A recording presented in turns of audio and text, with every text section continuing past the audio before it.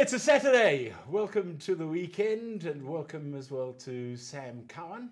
Hello. Savvy. And No. you won't believe it. No. What? No, I've forgotten. Don't call me Sammy. Oh. No one calls me Sammy. Oh, okay. Ever. Sorry, Sammy. I've forgotten the joke I was going to tell. You always forget the joke you're going to tell. Charles, this is our. Sorry about this. I'm just talking to our cameraman and controller. Charles, do me a favour, and won't you get my mate David Taylor on a Zoom link for me? Because he was the one who told me the joke, and he can tell it, because I've forgotten it. Okay, will you do that for me? Thanks, my bad. Right. Right. So, why are you looking so cross? No, you carry on. You were having a little gripe before we started, so you carry on griping about the vaccinations. Come, bring it. No, I was just so worried, because I downloaded my e-vaccine certificate. Eventually, it took me so long, because it was just kicking me out the whole time. Okay. Eventually, I went onto Facebook and I just said, "Is it just me, or is anybody else having problems?" And a lot of people were having problems with downloading the vaccine certificate. Jeremy, I have not wanted to bring this up, but I'm going to now. Oh, what? You have become the most grumpy curmudgeon on Facebook. You're like that person. If we weren't friends on Facebook, if we weren't friends in real life, I would have to unfollow you. If you're not reading Jeremy Mansfield's page, you actually have to go there and see that Jeremy, at this point, who used to be the most optimistic person I knew, can make a meal out of absolutely everything, including his own technological impatience. Why do you think the site was working like that? Because everybody wanted their certificate, not just you. The site was not put up just for Robert Jeremy Clayton Mansfield. It was put up for the whole of South Africa. So everybody was trying to get it at the same time. Well, then they should have known that and made more bandwidth or broadband. It doesn't work like that, you chop. It really doesn't. And you were so grumpy. I can't get my vaccination certificate. You're the same kind of person who complains at Christmas that there's no parking at Sandton City. There is no parking at Sandton City during Christmas because everybody is buying the Christmas presents. You have to plan around it. You should have done what Martin and I did, which is get up very early in the morning or stay up very late at night and do it then. But no. And then you decided you'd go on Facebook and just spew. And no one needs to see that. They don't. You have a spew every time you get upset about something. I can't remember what Cyril Ramaphosa did recently to upset you, but you had a fat go about that as well. Oh, and this is awful, and that's awful. Wait a minute, is there anything else that's awful? Damn, I can't think of anything. Never mind, I'll watch the news. Something will come up. You've become an absolute curmudgeon. You're like that person who sits at the back of a bowls club and remembers when everything was marvelous, when there was no television, no phones. Everyone went to church for hours on Sunday, and the bottle stores were closed on a Sunday. And everything was closed from Saturday lunchtime. And the reason I think those people were not as grumpy during the week is because they had a whole day and a half to get their grumpiness out. I think you should be on a digital detox from 12:30 on a Saturday until the end of Sunday. And I don't think you should be allowed to go to the bottle store. I think you should have to sit in church for 2 hours and not Facebook about it. My word. Is anyone else like that? You just go on, and in fact, I should actually put up a Facebook post. I really should, about people who go on and on and on and on. Every time there's an announcement, I just think to myself, oh God, what's he going to say now? And then you say it.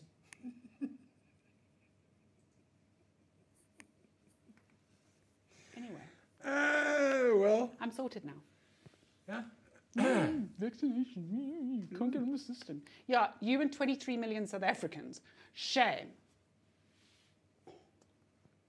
And you never get like that when it comes to concert tickets. When we used to work together on Highveld, you never got like this. The system would crash because everyone was booking. And you know what? You'd go on air. You'd be the pioneer going, guys, the system is busy. Everyone's booking for Cycle Challenge, this concert, that concert, whatever it was we were sponsoring at the time.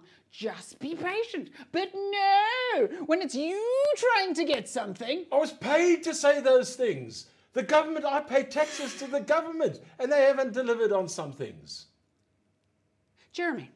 Samantha. You still told people that they must, for Christmas, don't tell me you just did Christmas carols and pushed people to come to Christmas carols just because you were paid to do it. You loved Christmas carols, and you told people just to be patient. So just be patient. Goodness me. Vaccination certificates, Right up there with Christmas carols. Joy to the world. We can now go to places. Sure. Honestly. Why did you choose this particular show? This particular show today to start your midlife crisis? Because you started your big whinge. You are my midlife crisis. The rest of the time, I'm a little sunshine. I'm 100,000 rainbows back to back. I'm a bowl of roses. I ride in on a unicorn. Lots of pricks on them. I'm sitting next to the biggest one. Now just be a good boy. Honestly. Okay, well, I forgot the joke. Complaining. Well, I mean, that's another thing. What do we even pay you for? My word, if you put as much work into this program and remembering the joke as you do into the amount of rubbish you put up on Facebook, we'd have billions of viewers. We'd be like Lady Gaga. Charlotte, is David Taylor there? Can you bring him up on Zoom? Hello, Tinker.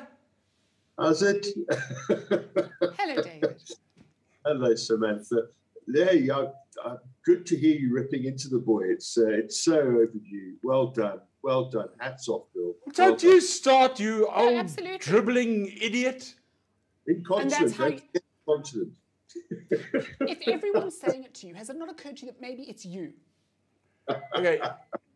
Tinker, now I've forgotten that bloody joke you told me at the Rose. Sit in the middle of the screen, you incontinent old fool. The one about the bee. Yes. Yeah. Well, this is a true story in actual fact. It's not so much a joke, it's more of a true story.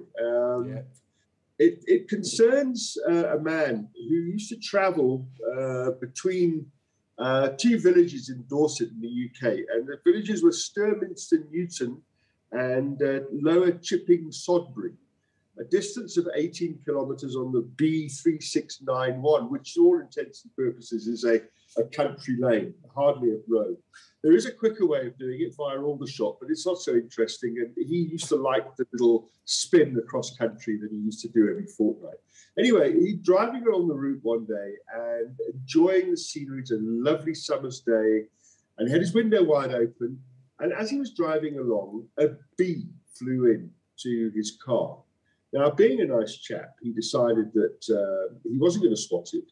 And I think one of the other motive was he didn't fancy getting stung either. So he pulled over and opened all the car doors and got out and decided that he would take a walk across this field that was close by the road where he'd stopped. So he walked across there, giving the bee time to find himself and then disappear out of the car, which he did. 10 minutes later, he returned and the bee was gone. Got back into the car, continued his journey and forgot all about it. 2 weeks later, he's on the same trip, Lower Chipping Sodbury to Sturminster Newton. And at exactly the same point where the bee flew into his car window, he ran out of petrol. And the car coasted to a stop, and he got out of the car and stood by the side of the road and weighed up his options. In those days, there were no cell phones, so he couldn't phone anybody to come and get him.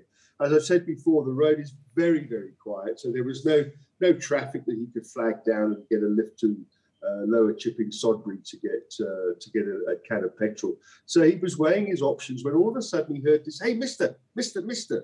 And he turned around, and on top of the roof of his car was the bee that he didn't swat 2 weeks previously. And he did recognize them because, contrary to popular belief, they do look different. So he's waving his little front legs at him, and he says, "I remember you. I flew in through your window and you didn't swat me. So I see you run out of petrol. Well, me and my mates are going to help you out here. So what I need you to do is to remove the filler cap from your petrol tank, and I'll get a few pals together and we'll sort you out." So the guy unscrews the petrol cap and walks to one side, and within a nanosecond, a massive swarm of bees appeared, and 20 or 30 at a time, they flew down into his petrol tank, stayed there for about 10 seconds, and then flew back out again. And this went on for about half an hour, absolute mayhem. And then eventually, and by the way, the bee was called Alan. I think we know him well enough to make sure we know his name. So Alan said to the man, "Try that now and see what you think." So he gets in the car, turns on the ignition, and the tank is miraculously full. Can't understand it. So he said, but that's amazing. How did you, Alan, how did you make that happen? What happened there? Talk me through it. So Alan, and you must wait for this, looked up at the man and said, have you never heard of BP?